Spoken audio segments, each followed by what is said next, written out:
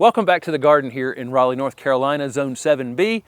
Stephanie and I are going to show you some containers that we have redone for the season. We put up a video last week on brand new containers that we got from Michael Card Designs.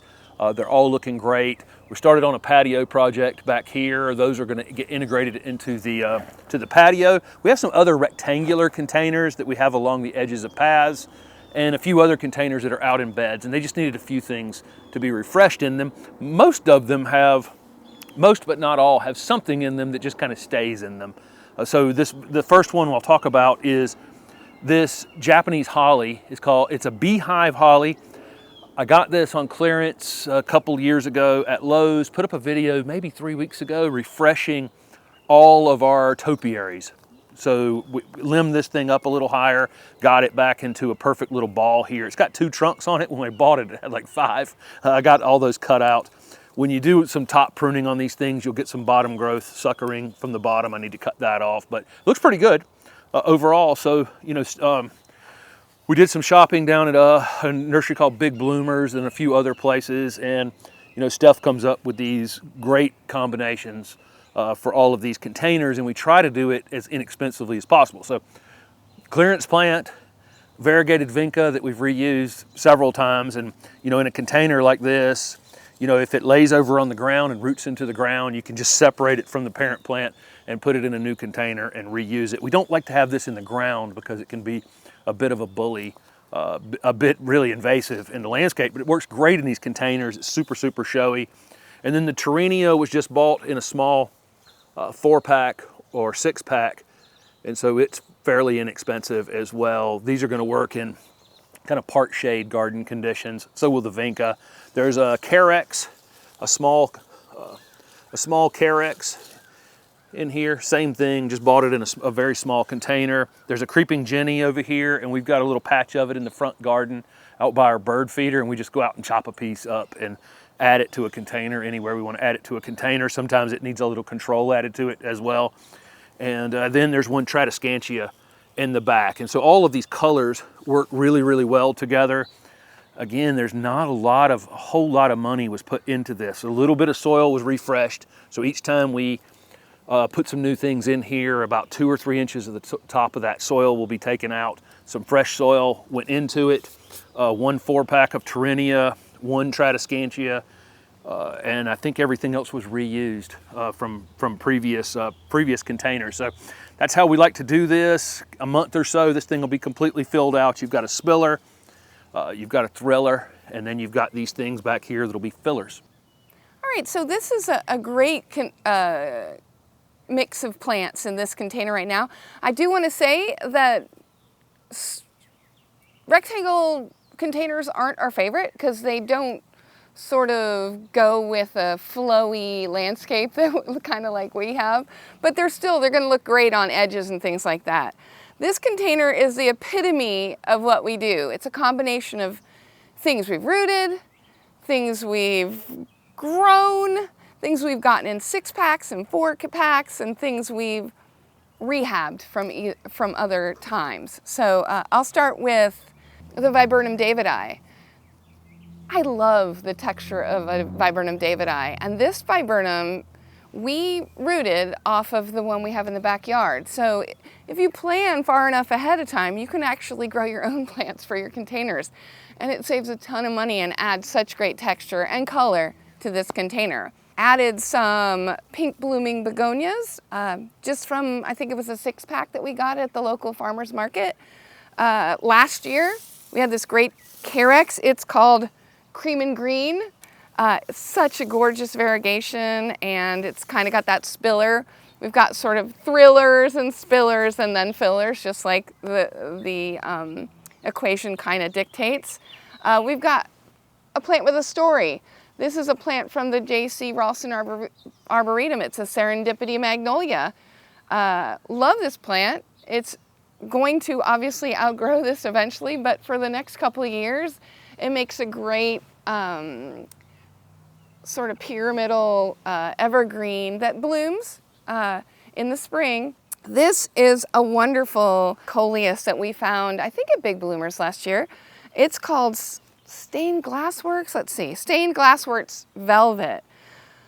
Last year at the end of the season, I couldn't stand the idea of parting with it. So just like my dad did a million years ago, I rooted it and planted it in as a houseplant for the winter.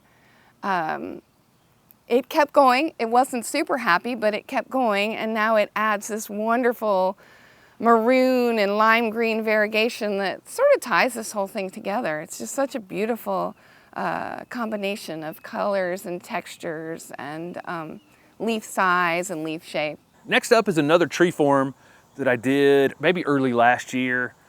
This is a threadleaf cypress, a gold threadleaf cypress. Again, it was on a clearance shelf, and I saw that it had a single trunk like that, and it had that little curve to it, and thought it would make a nice topiary. I just sheared it off, so it's a little more formal than I actually want to keep it. It's starting to put on some new growth, so it'll be a little more shaggy in the next few weeks, but I just want to keep the bottom of the trunk cleared off. There's an Everillo Carex in the back.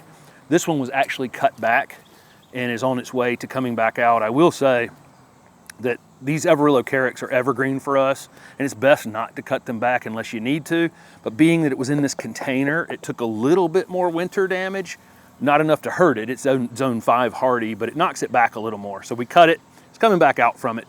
There's some purple Gomphrena, ping pong Gomphrena. Really like this one. It'll be this big before the season's over. The bees absolutely love this Gomphrena. They're all over it all summer long. And then this is a bat-faced Cuphea. We grow, I don't know how many Cuphea are in this garden right this minute, maybe 5, 6 different varieties potentially. Love Cuphea, the pollinators love all the different types of Cuphea we have. You'll see a couple more before this video is over. Bat-faced Cuphea is really interesting because the flower actually looks like a bat face. All right, so this container is sort of the epitome of a thriller, spiller, and filler kind of idea to me. It has everything I love, honestly. I mean, I love it all, but I just like the form of this a whole lot. I will say that when we do our containers, I mean, we could go out and get $10, $12 gallon containers and fill them all and make a huge statement from day one. But we don't do that for, because we like to grow things, and also we don't want to spend a ton of money. We like to watch them develop. So this is a great container with a story. I love this plant. I think Jim got this it's a sassafras, a Chinese sassafras called Sassafras tzumu. And he got this at like a rare plant sale. I'm thinking that's where it came from. And we've had it sitting in the 1 gallon pot for literally 4 years. I keep watering it. It keeps chugging along. But I love it because I love sassafras. It's a tree with multiple seasons of beauty. It also looks kind of like a Dr. Seuss plant. So I love how it goes up and it flushes out like an umbrella of gorgeous little leaves. And then it'll have a great fall color as well. That's our thriller. Then we've got the Hlumination Vinca minor here with the variegated foliage and the blue blooms. It's a great one to fill this out as well. Again, these are some of the only ones we bought in like a 3 or 4 inch pot. We generally get small things, reuse things, or grow things. From a 4-pack, these are a black ornamental pepper. And so you can see just the gorgeous foliage color that will accent the greens and the variegations and such. And this filler here is, I think it's a Pacific Punch Vinca. So it has sort of a hot pink magenta flower that'll offset the variegation and the dark purple of the peppers. So I think once this fills out, it's going to be just gorgeous. I will say that I think it's a good idea to pop the tops of some of these plants so they start to fatten up and get beautiful. Not every container has to have 4, 5, 6 different things in it. Sometimes you can make a statement with just 1 or 2 things. In this case, it's again a container with a story and a container with a contrast of textures and colors. The middle aspect of this container is a false evergreen Solomon seal. we got this plant from Ram Giberson. I would recommend, if you haven't seen the videos that we did at her house, that you take a look. It's got its own page on the YouTube channel. Such an amazing garden tended by two amazing people that we just adore. So she, when we go see her, tends to give her plants, usually multiple. And I've tried to incorporate them in some of the containers, and in the landscape as well we've put them. It's surrounded by just a gin cocktail begonia. So this will be a nice container for a semi-shade area. Just really pretty and with a story.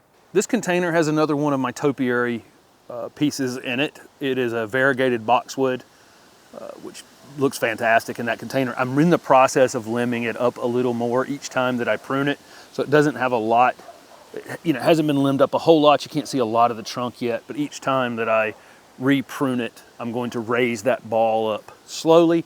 Another rectangular container, and it works okay on the porch, on the steps like this. We have pentas in it, and then some lamb's ear in it. The pentas will be quite showy all season, and there's some down right on the, planted in the ground right beside it as well, so that should just blend right up here. A couple of these containers that are on the steps were done in the container planting video from last week. This aloe, if you haven't follow us over on Instagram, this aloe comes into full bloom as the nights get cooler in the fall. So we bring this in the absolute coldest part of the winter, but we actually leave it out through the cool nights in the fall, and that triggers the flowering on it, and it blooms beautifully. And I mean, it was just absolutely covered in flowers. Again, it was over on Instagram. One thing I'd like to show you is not every container needs to have, like Steph said, 3, 4, 5 things in it. We've had this Dianella, this clarity blue Dianella in this container for a couple years now, and it's blooming.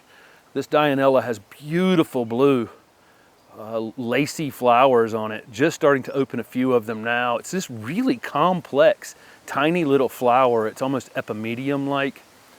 You know, be the biggest comparison I could give to, you know, it's like this tiny flower, but if you start looking at it, it's super, super complex. Holds them up big and tall above this beautiful blue grass-like plant. This Dianella is like zone 8 hardy, so we bring this container in a few nights during the winter, but it can stay out on most nights near freezing or even slightly below freezing. But if it gets cold enough for it to freeze the pot solid, it does come in, and that's why it stays near the door, so we can get it in and out pretty easily. So as Jim was saying, we don't always change all of the container, but when we do, each year we'll add a little more soil. We'll mix up some compost and some pine bark, maybe some perlite in there to sort of lighten the soils back up again and give them a fresh start.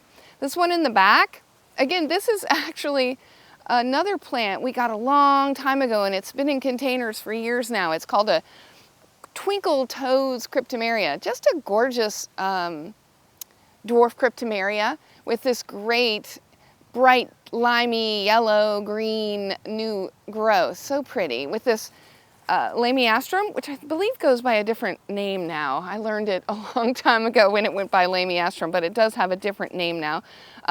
They do change them sometimes just to sort of mess with my mind. And we grew nasturtiums to go in here. We did that last year as well, and I really liked how they came over the side and complemented everything and didn't obstruct view of the little tiny twinkle toes cryptomeria. You want to really be careful with some of those conifers that you don't cover up the bottom foliage and cause a whole lot of browning out.